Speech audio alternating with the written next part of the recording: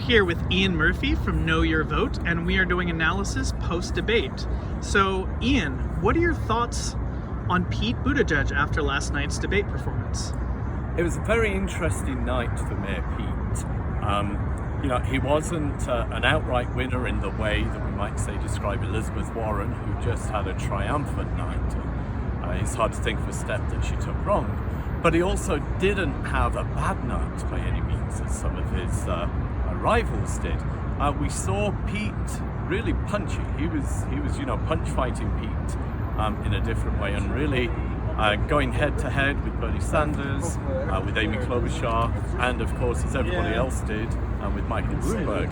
And he was completely unafraid to make some important, valid and passionate points, particularly in his exchanges with Senator Klobuchar. He really didn't hold back. Some people say, maybe he went a little far.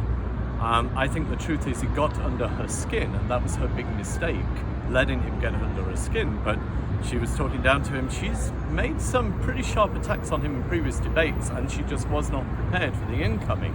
And she talked about her Washington experience of being in the arena, and Pete was right back at that in pointing out that Washington is not the only place that matters, the only place where experience matters. It's not the only arena, and that he, like a lot of people, is tired of being talked down to.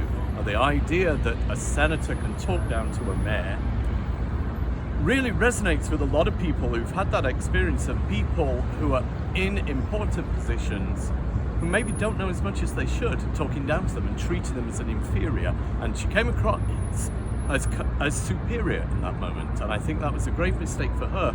But because of the way that Pete deftly handled the challenge, he also had a really powerful moment on immigration when he talked about, look, there are some places where it's easy to make the pro-immigration argument. He said, but I come from conservative Indiana, and I stood up for immigrants and for immigration, and I took the risk, I took the challenge on there of saying the people who are here are as an American, as part of America as I am, and as we are, and embracing them. And that for me was quite an emotional moment. And those two pieces with Mayor Pete, I think will resonate with a lot of people.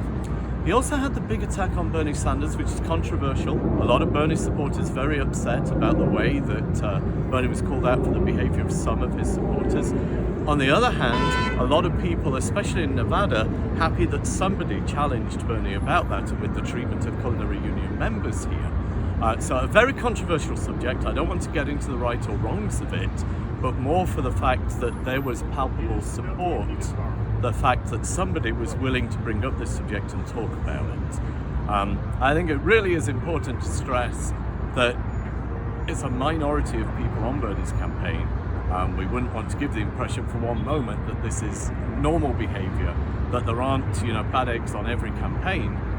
But it is something that Bernie's brand in part has become associated with, and it was good to hear him flatly distance himself from people who are willing to do things like that. And he was unambiguous in saying people who go after, union members like that, who treat people like that, have no place in my campaign. So it was another powerful moment and a good moment for both of them in different ways. Looking forward, the question is, how does Pete win? What does he do from here? Well, he really tried hard to present himself as the candidate who is opposed to polarization, saying, if you don't want the status quo and you don't want a revolution, I'm your man. Take a look at me and my message that I will take things forward. We will not wind the clock back 4 years. It won't be the status quo that we had. It will be moving forward, but it won't be a revolution. If that is too extreme for you, if you think that either that's too far or not electable, but you don't want the status quo, you don't want another billionaire, you don't want a safe moderate, I'm your man. That could be a very compelling pitch to people, especially if electability is their biggest concern.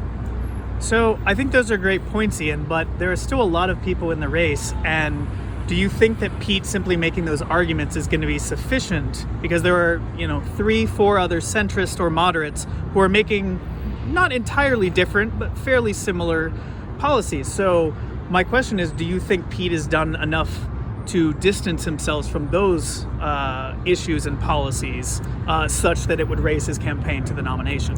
I think that Pete doesn't get enough credit for how far along the progressive track he is versus other moderates. I'm not saying, hey, he's the progressive standard bearer, but he's a lot more to the left than the real moderates in the race. And for example, there are some of his policies that have been adopted by other candidates now. He was the first candidate on board with disability rights issues, talking about the minimum wage and pay for people with disabilities. He was, first moving forward on a number of key issues for affecting specific families and people. So I don't think he gets enough credit for where he is, and repositioning himself in that way and making the public know, look, I come across calm, unflappable, serious, moderate, but my platform is somewhere in the middle of all of these candidates, somewhere between further to the left and the centrists of Biden and Klobuchar, but not as far left as Elizabeth Warren. If he can make that point, he can move past some of those people. Great. Well, thank you very much, Ian.